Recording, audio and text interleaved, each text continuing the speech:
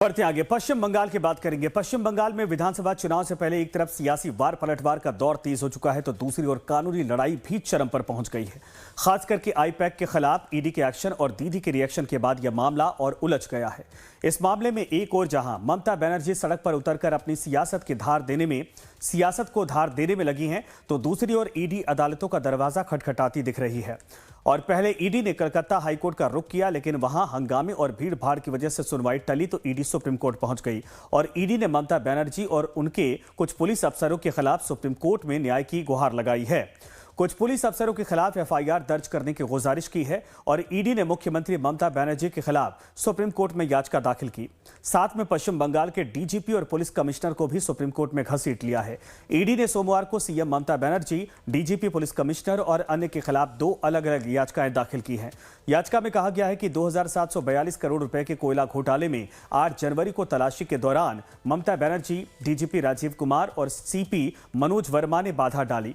ED ने इस सभी के खिलाफ एफआईआर दर्ज कर सीबीआई जांच करवाए जाने की मांग की है और ईडी का दावा है कि पुराने कोयला तस्करी मामले की जांच के सिलसिले में आईपैक के सॉल्ट लेक के ऑफिस पर छापा मारा गया था। साथ ही संस्था के प्रमुख प्रतीक जैन के लाउडन स्ट्रीट के आवास पर तलाशी ली गई थी। इसी दौरान मुख्यमंत्री ममता बनर्जी और उनके पुलिस ने जांच काम में बाधा डाली।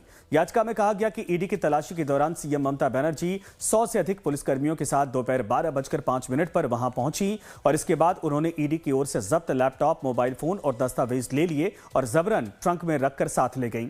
ईडी ने तर्क दिया कि जिस तरह से कथित तौर पर तलाशी स्थलों पर कब्जा किया गया है, उससे टकराव की स्थिति बन गई है और ईडी ने आरोप लगाया कि ये एक वैधानिक जांच को पूरी तरह से पटरी से उतारने के बराबर है।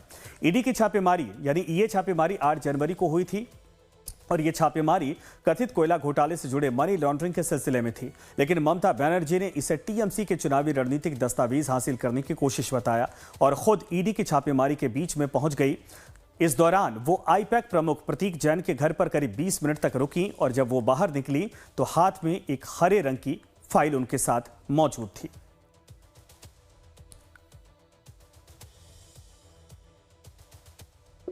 पूरा देश में निंदा हो रहा है, उसके खिलाफ अदालत में गया ईडी है।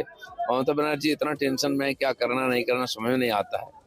वो जाके अदालत बोलते हैं कि हम पार्टी के नेता के रूप में गई थी, वहाँ चीफ मिनिस्टर के रूप में नहीं। तो सारा चीफ सेक्रेटरी से लेकर कमिश्नर से लेकर सारे लोग उनके साथ क्यों गए? कोई बाकी नेता, हम लोग भी नेता, हमारे पीछे तो पुलिस ऑफिसर भागता नहीं है। तो इसका मतलब है बहुत टेंशन में है। उनको मालूम पड़ गया कि इस बार चुनाव में क्या होने वाला है। और उसके बाद यह मामला पहले कलकत्ता हाईकोर्ट पहुंचा, जहां दोनों पक्षों ने अपनी बात रखी। ईडी ने हाईकोर्ट में टीएमसी के खिलाफ याचिका दाखिल की तो टीएमसी ने भी आईपैक पर ईडी की छापेमारी के विरोध में याचिका लगा दी। इनके अलावा आईपैक ने भी हाईकोर्ट में ईडी की कार्रवाई का विरोध दर्ज करवाया है और इन सभी शिकायतों पर एक साथ सुनवाई होनी थी, लेकिन कोर्ट रूम में वकीलों और बाहरी लोगों की भारी भीड़ जमा होने की वजह से जस्टिस सुव्रा घोष ने नाराजगी जाहिर की और सुनवाई को 14 जनवरी तक के लिए टाल दिया। दोनों पक्षों के अपने अपने दावे और आरोप भी हैं। तो कलकत्ता हाईकोर्ट में ईडी ने आरोप लगाया कि ममता बनर्जी ने आईपैक ऑफिस और इसके प्रमुख प्रतीक जैन के आवास पर छापेमारी के दौरान जांच में बाधा डाली और अहम सबूत हटाए, क्योंकि ईडी सूत्रों के सीएम ममता बनर्जी अचानक आईपैक ऑफिस में पहुंची तो मौके पर मौजूद प्रतीक जैन का मोबाइल फोन खुद अपने कब्जे में ले लिया। इस दौरान पश्चिम बंगाल के पुलिस महानिदेशक यानी कि डीजीपी भी वहां मौजूद थे और ईडी ने अपनी याचिका में ममता बनर्जी के खिलाफ सीबीआई की जांच की मांग की है, लेकिन ममता बनर्जी ने सभी आरोपों को खारिज करते हुए ईडी पर ही कई आरोप लगा दिए। उनका कहना है ईडी मनी लॉन्ड्रिंग जांच के नाम पर तृणमूल कांग्रेस के चुनावी रणनीति के डेटा, हार्ड डिस्क और पार्टी दस्तावेज जब्त करने की कोशिश कर रही थी। ईडी की छापेमारी राजनीति से प्रेरित और असंवैधानिक थी। हमने अपनी पार्टी के दस्तावेज वापस लिए, जिसमें संभावित पार्टी उम्मीदवारों के नाम हैं जिनका ईडी की जांच से लेना देना नहीं है। बहरहाल कलकत्ता हाईकोर्ट के बाद अब यह मुद्दा सुप्रीम कोर्ट पहुंच चुका है, जिससे यह तय करना है कि इस मामले में कौन सही और कौन गलत है। इसी बीच मेदिनीपुर में बंगाल के नेता प्रतिपक्ष शुवेंदु अधिकारी के काफिले पर हमले को लेकर भी टीएमसी और बीजेपी के बीच सियासी वार पलटवार तेज हो गया है। पश्चिम बंगाल में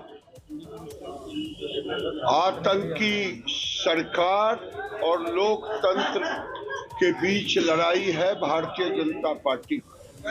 वहाँ पश्चिम बंगाल में आतताई, आतंकी, मुस्लिम परस्त बांग्लादेशी घुसपैठियों की परस्त ममता बनर्जी की सरकार को इस बार ध्वस्त होना है और भारतीय जनता पार्टी वहां लोकतंत्र स्थापित करेगा और बांग्लादेशी घुसपैठियों को निकालेंगे। गुंडागर्दी के बल पर अब वो सरकार नहीं चलेगी। They have a nefarious intent, as we said, division along religious grounds, and to the constitutional authority post that of a chief minister, and the derogatory comments. It is so humiliating. It is very humiliating. But it actually reflects the deterioration of his own personality.